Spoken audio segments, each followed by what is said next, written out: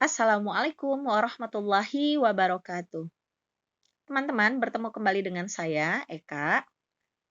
Kita masih membahas bakat yang di bagian relating talents. Kali ini kita akan bercerita tentang satu bakat lagi, yaitu bakat harmoni. Harmoni, harmoni. Orangnya damai. Prinsipnya adalah kalau bisa berdamai, kenapa harus berkonflik? Jadi orangnya mudah mengalah nih, orang harmoni ini. Mudah mengalah. Nggak ngototan kalau orang harmoni.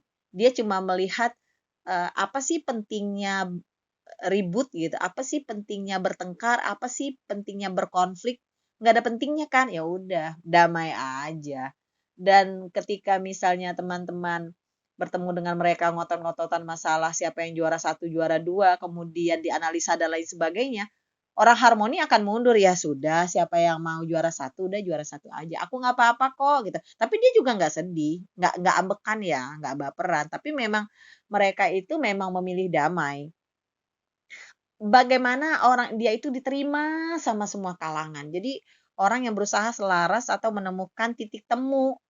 Jadi prinsip orangnya adalah kalau bisa bersama, kenapa harus berpisah? Kalau bisa tetap jalan bareng, kenapa harus pisah-pisah? Kalau bisa damai, kenapa harus berantem?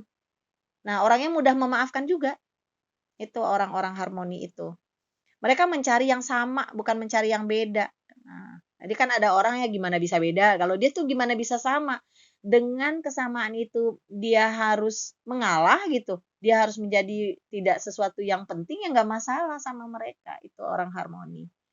Nah, mereka itu mudah bersepakat. Jadi, kepentingan orang lain di atas kepentingan dia gitu. Walaupun mereka ingin A, tapi ternyata banyak yang menginginkan B, dan ketika keinginan dia direalisasikan banyak yang, mmm, banyak masalah gitu, maka dia bilang, "Ya sudah, kita jalankan apa yang menjadi kesepakatan bersama."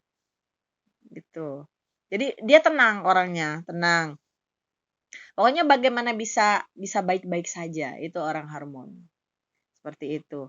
Makanya perselisihan itu jauh dari mereka. Karena hidup mereka itu bukan untuk berselisih gitu. Kan ada orang ketika dia benar dia kejar ya, pokoknya sampai berkonflik dengan siapapun hayu gitu ya. Kalau orang harmoni enggak. Udahlah damai aja, nggak usah pakai bermusuhan lah, nggak usah pakai ada perselisihan. Atau misalnya ada yang menyampaikan ini itu, kan kita nggak begitu, ya udah diem aja kan. Kecuali kita begitu pun kita doakan saja gitu. Makanya orang-orang harmoni ini dibutuhkan oleh seorang mediator. Ya kan dia akan menengahi ya dua orang yang berkonflik misalnya. Kemudian seller. Kebayang nggak sih seller?